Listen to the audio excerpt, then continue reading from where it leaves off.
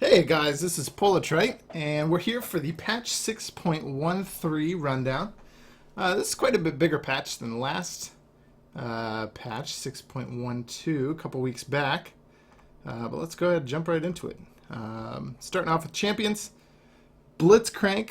Got some pretty cool nerfs here, I think. The Rocket Grab will now pull champions only 75 units in front of Blitzcrank rather than directly on top of him.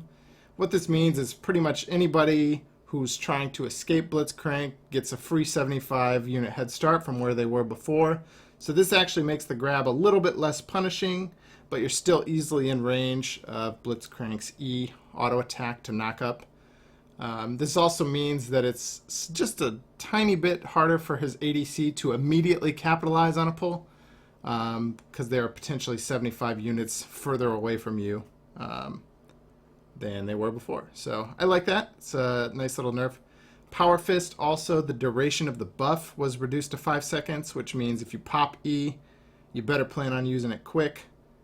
Just a small nerf that doesn't really change the gameplay or the power of the champion or the all-in potential, but can help and be played around a little better. R's cooldown, the static field, it's increased in early game and decreased in late game, which means with cooldown reduction in late game team fights, he's going to be blowing people up. It's got pretty good base damage. And in the early game, it's just going to provide a little bit more windows. Basically, if he lands every other hook, which is pretty rare, but right now he can land every other hook and ult you every time. So that's a lot of power. This kind of staves a little bit of that off. I think it's great. Also, small buff for Blitzcrank. His ult passive will no longer hit monsters while Blitzcrank is out of combat. I'm not sure if that means minions and monsters or just monsters. I'm assuming just monsters. But it basically means if you got Mobies or Cloud Drake or some other buff, you can run through the jungle without aggroing everything under the sun. You can also clear wards in the Baron of Dragon Pit a little easier. So down to Lulu. Lulu, small adjustments to her mana. She get a little bit more base mana. Basically like one spellcast more and slightly higher movement speed buff. Her Q, her Glitter Lance, was nerfed quite a bit for solo lanes. Basically, you're going to do full damage to the first target and only 70% to every other target, which pretty much eliminates her ability to clear a wave with 1 Q in the mid and late game, which is a pretty big deal. She's going to be squarely in the middle of the average push power champions instead of being a very strong push power champion, which is going to reduce her ability to roam around, support other teammates in other lanes, make different plays and stuff. So on the other hand, the slow is a little longer. That's a nice buff to support, especially in the early game. And her Whimsy, her W, now grants a huge amount of attack speed, starting at 15 up to 35% attack speed. This means the Kog'Maw synergy is through the roof. It was like 5 patches ago, the Lulu Kog'Maw combination, whether it was solo lane or support Lulu, would increase Kog'Maw's win chance by 10% straight up. So it's gone down a little bit since then, but this is going to push that to a whole new level. Attack speed on Kog'Maw, I mean, that's going to be 70% attack speed when his W's on. Really gross. Tahm Kench, some very interesting changes here. I like what they've done. They've kind of buff nerfed him. So basically, they took the passive damage from on auto attacks that was on his ult. They moved that to his passive. That means his level 1, 2, 3, 4, 5, all much stronger. It also scales based on maximum health instead of bonus health. So that means even better because he's got a pretty nice health pool. Goes up to 2.2k health base just at level 18. So that's going to be a nice little buff. And also the Acquired Taste buff, that bonus damage stacks now. Instead of being 2%, 4%, 6% on the alt ranks, it's now able to stack up to 3 times on champions. So that's pretty great as well. Tongue Lash, a little bit more damage, not so much in the early stages, but mid laning phase when he's hitting level 7, level 9, 15, 20 more damage. That's a nice little buff. And probably the best nerf they could have done, the damage to gray health conversion starts off a little lower, which means he doesn't get 2 health bars. He gets 1.7 health bars early on. And also that shield duration is decreased to 3 seconds, but it no longer decays. So I think overall, this is huge. This is really exactly what they need to do to take the tankiness of the champion down while still giving him a little bit of damage, and he's still a crowd control machine. And also very good at holding somebody in a caught position for a very long time by way of, perma-slowing, then stunning, then eating, then slowing, then stunning, and so forth. So another small adjustment, they made his ult basically easier to use. This is exceptionally important, especially if you've seen the Rise rework, which basically is a Tahm Kench ult on a shorter range for an entire team. And a faster execution. So these are nice usability buffs. It's going to be a lot easier to roam and actually do a gank as opposed to just roam and cross the map faster. Down to Thresh. Passive, epic monsters now drop 2 souls, whoop-de-whoop. Doesn't change anything at all. Dark Passage, they removed the AP ratio entirely, and now they're giving you a soul ratio where you'll get +1 shield power per soul collected. This is actually a nice little buff because this applies in the laning phase. He's actually going to get a little bit more shielding, whereas Thresh usually didn't build AP ever. And usually the only source of AP was from Baron buff or something like that. But now he's going to get, 10, 20, 35 more shielding in lane and more shielding late game as well. So I think that's going to be nice. And also they've made his, basically his Dark Passage Lantern plays, or excuse me, Death Sentence, Lantern plays, Death Sentence, and Dark Passage. Those are basically smoother and a little bit easier to do. There's a grace period where the Lantern won't immediately disappear if you hop to your Q and stuff like that. So I think that's just going to lower the skill floor a little bit and allow a broader group of people to be a little bit more successful on Thresh, which is fine. He's got a low win rate in solo queue relative to several other supports at only 48% right now. So nice little adjustments. Zyra, some well-deserved nerfs here. Zyra is my girl. I mean, I've been a huge Zyra player since release, playing her mid, playing her support, playing her whatever. Playing her as the AD carry, as an AP mage. Who cares? But she has been pretty overbearing ever since the rework with the just sheer amount of plants she can get out and just constant pressure, very little windows of opportunity.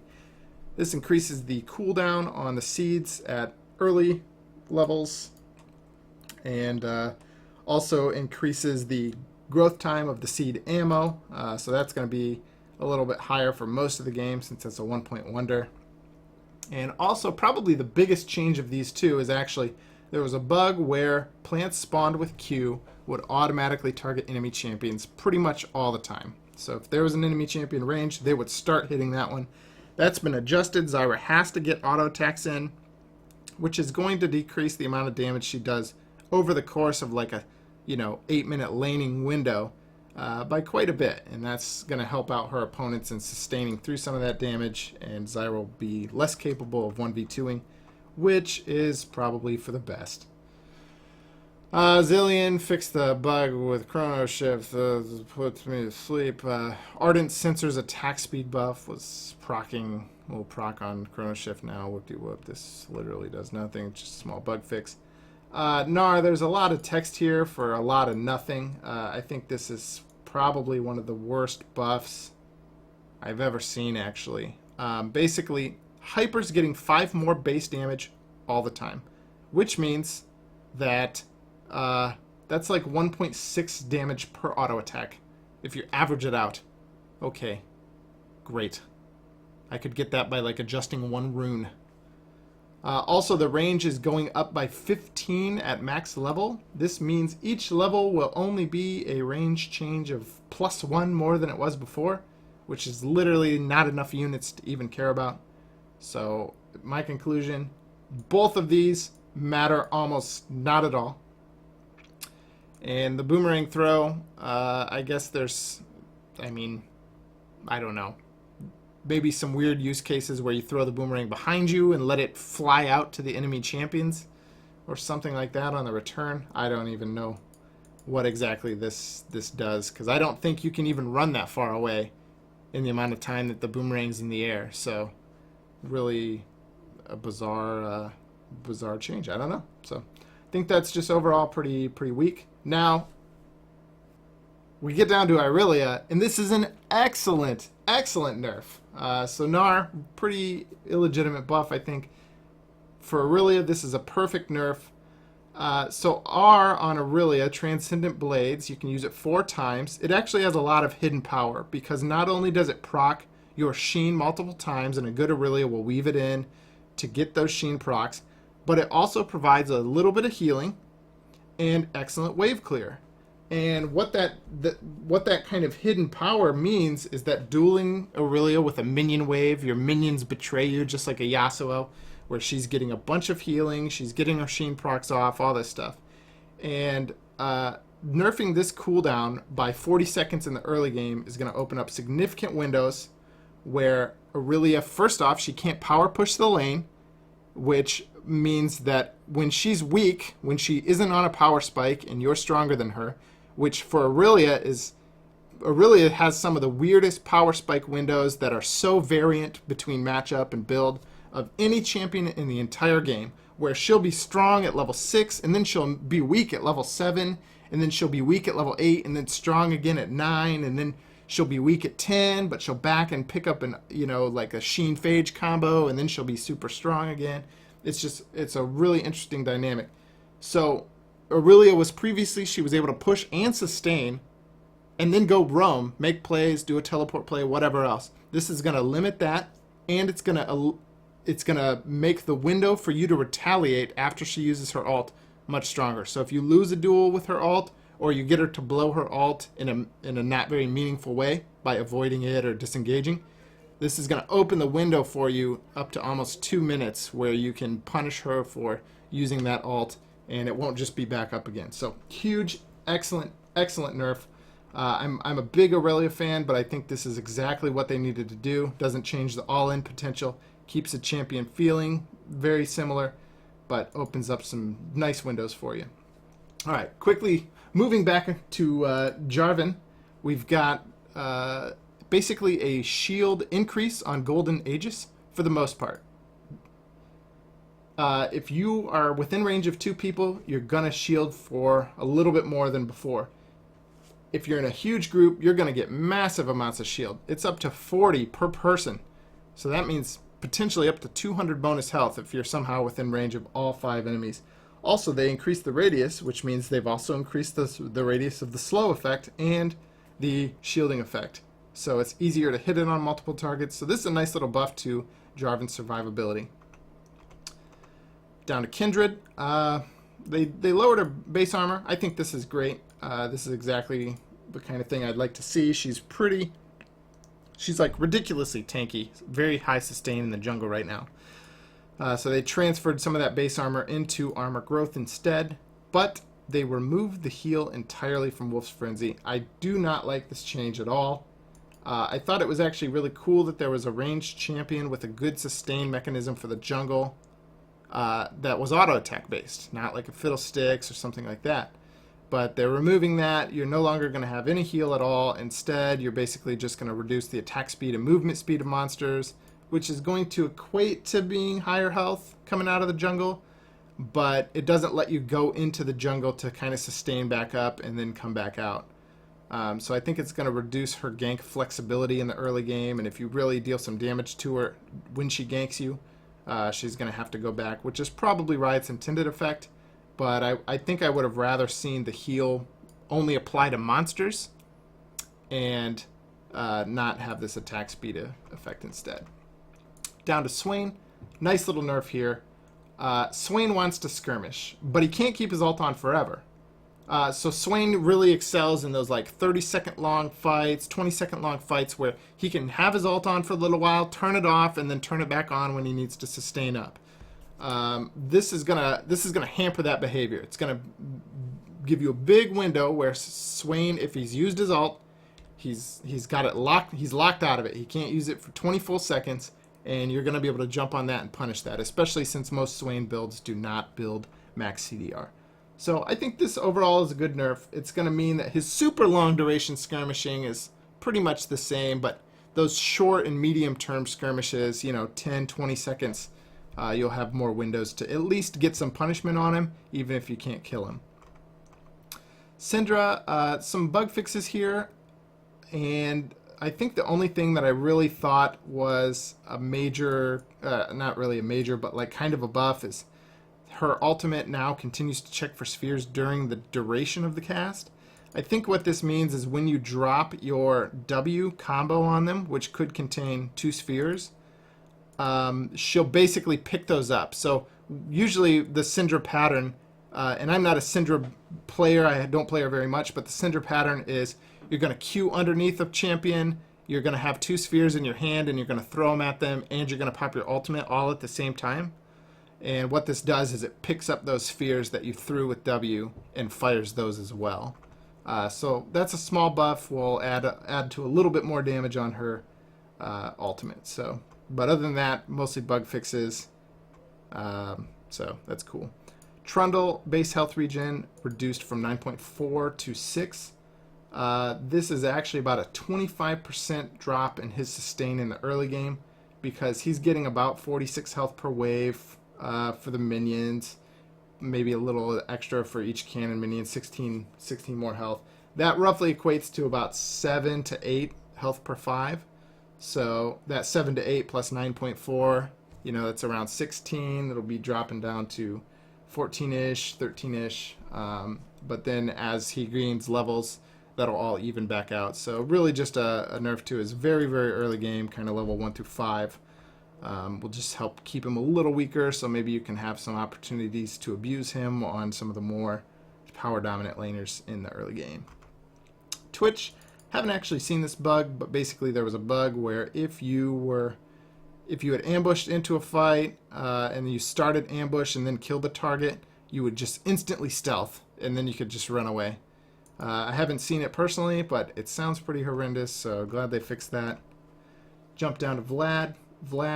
Small changes here. Basically increases the health you get from your AP, but reduces the AP you get from your health. Riot wants you building AP for damage. They don't want you getting a bunch of damage free. We've seen this time and time again. So basically, a little less damage if you're going for that super tank build. And then his Q was nerfed a bit in the early game. Just slightly weaker and a stronger AP scaling, so it'll be a little more potent in the mid and late game, but for that early game, it's kind of a version of Vlad's old state where Q was super, super weak at level 1, well now it's a little weaker at level 9, rank 5. But yeah, the AP scaling should even it out toward the late game. Volibear, this is a good set of nerfs. He's had obscene damage on Frenzy. This 80 basically can double to 160 base, plus some of his bonus health. Just really ridiculous amounts of damage on Frenzy. So they toned that down by 20, which means up to 40 less damage.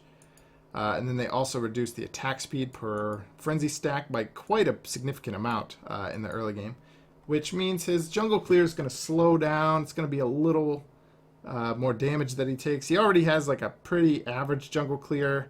You get pretty low, close to 30% proccing your passive. I think this is going to make his jungle clear really boring. Like, he's already got one of the most boring clears in the game. It's like Warwick level boring, but not as healthy. And this just, it's going to be even more boring. But that's fine. He's kind of been a real pain in the ass to deal with the last couple patches. So I think it's for the best. I would really like to see when they do a little rework on him, something a little more interesting for his gameplay pattern, especially in the jungle. It's just he's got really straightforward abilities that you pretty much use all the time on cooldown, and yeah, pretty boring. Ziggs, small bug fix, basically bouncing bomb will more consistently detect collision radius on large stuff like Baron Dragon, massive Cho'Gaths, health stacking Zags, stuff like that. So I think that'll just result in your bombs landing slightly more easier.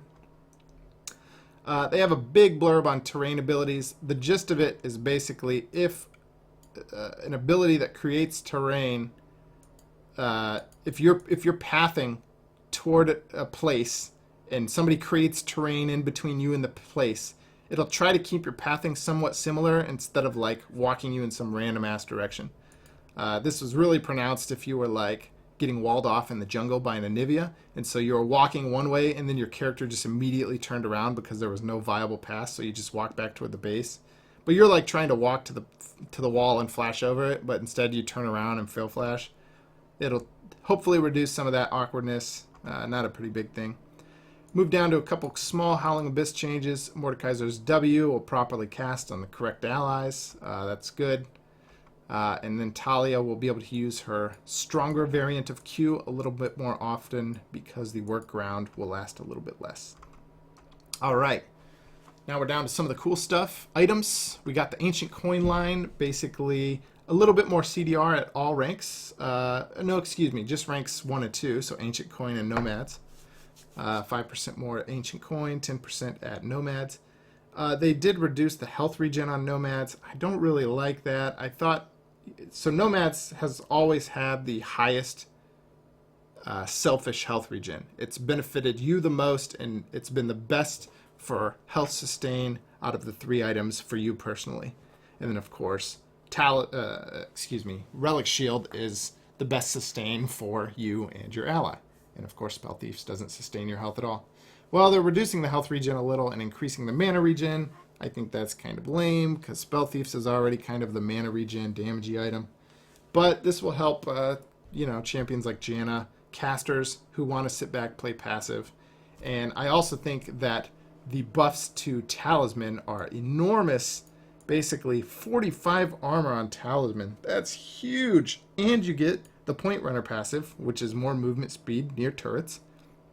And a lot of times you're going to finish this in the laning phase. So in the laning phase, you're going to have more movement speed around turrets. It's going to be better for dives. It's going to be a little more flexible with the active.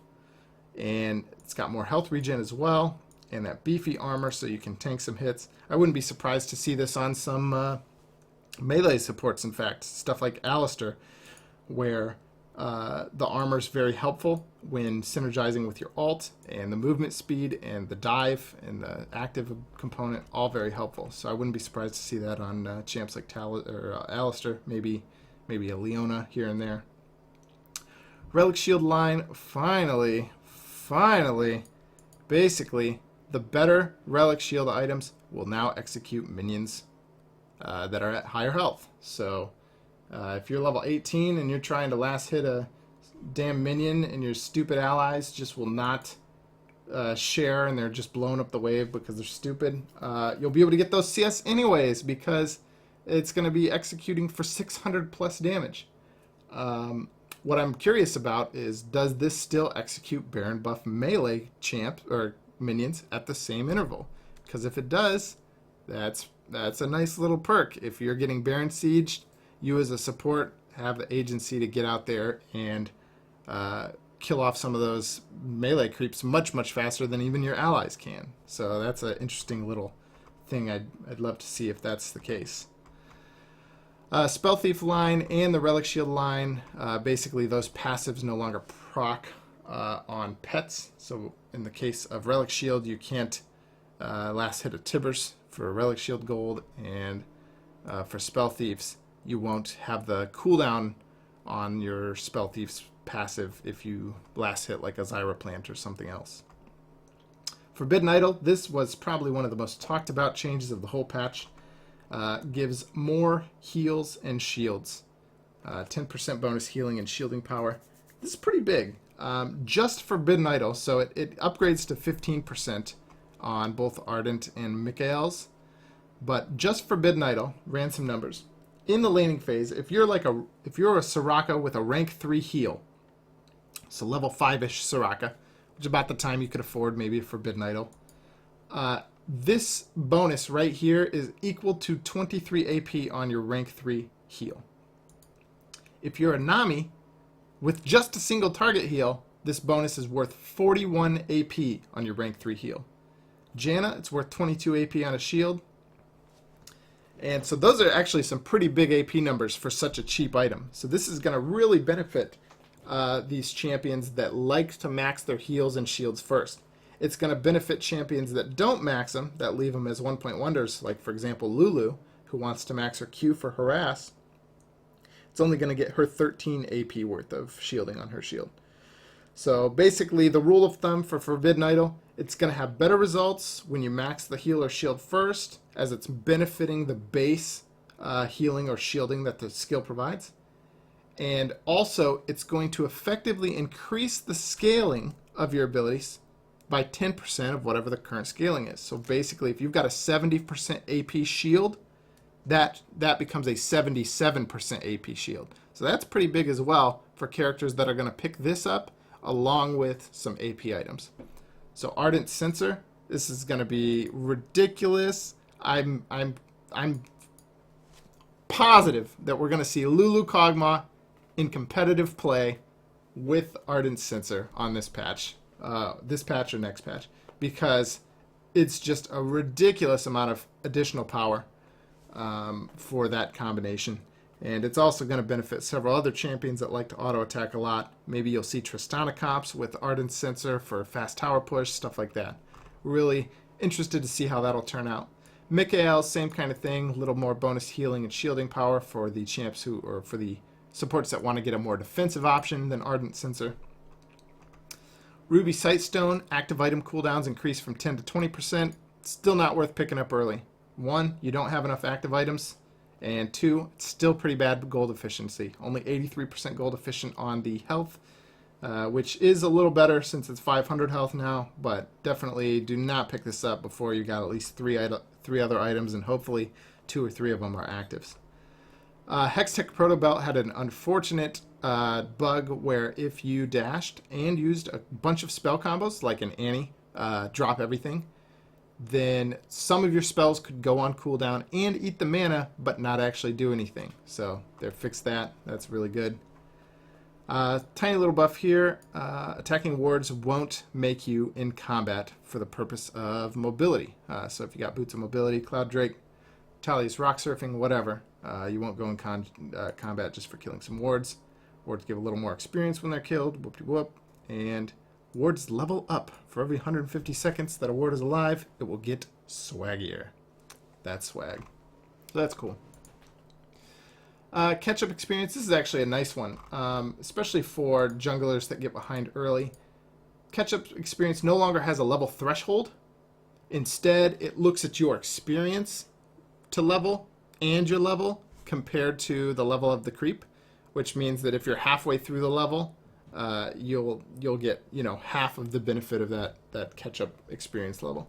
So this basically just makes the experience gains more consistent and fluid, and if you randomly level up, you won't start getting ridiculously less experience from following creeps. So it just kind of smooths out that leveling curve, and it'll make it feel better when you get behind and need to catch up. Also, post-death kill experience. Important note, this only applies on champions kills. Basically, champions will continue to gain experience from nearby champion kills for 10 seconds after they die, even if they didn't participate. It's going to help suicide divers get more experience, suicide tanks, as well as other sacrificial plays where you die early, but you've got assist potentially on 2, 3, 4 champs. You'll still get some of the experience from those kills, so that's important. Early kill rewards. From level 1 to 8, basically, the kill experience is going to be decreased, which is great because if you die super early, like level 1 or 2, you would be way, way on the back foot and heavily abused for the rest of the laning phase. This is going to even that out. Instead of being 2 or 3 levels down instantly from your first death, before level 5, now you're only going to be 1 to 2 levels down. I think that's a huge, huge deal. Especially in higher ELO when people know how to punish very, very heavily.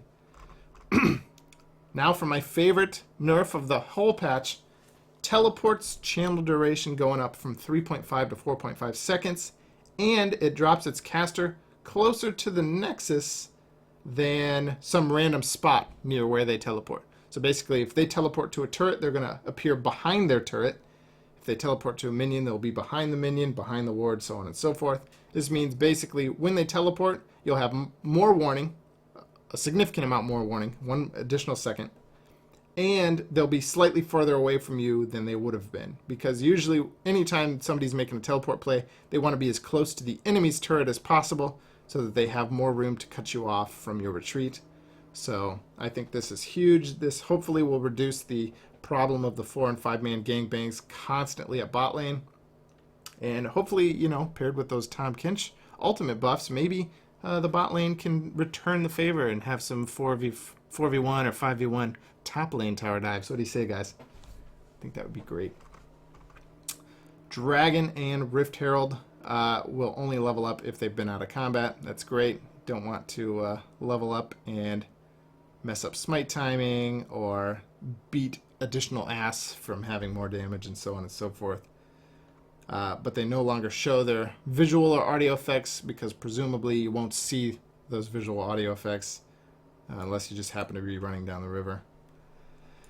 There was a bug with attack move where if you use move and attack move sequentially, the attack move would fail to overwrite the move. This was most noticeable if you were trying rapid kiting with attack move or trying to pace around lane and then quickly last hit with the attack move command. So hopefully that won't be a bug, and AD carries will see an increase in CS. Ranked emblems. For your last 25 games in a ranked queue, you'll get an emblem.